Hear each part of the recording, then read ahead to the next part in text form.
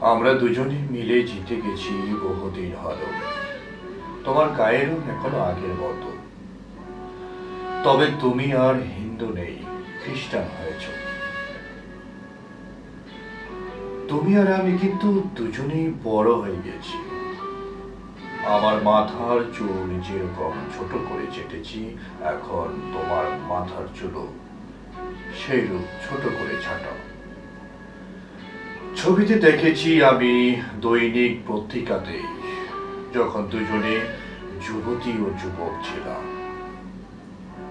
তখন কি জানতাম বুড়ো হয়ে যাব? আশা করি বর্তমানে তোমার সন্তান নাতি ইত্যাদি হয়েছে।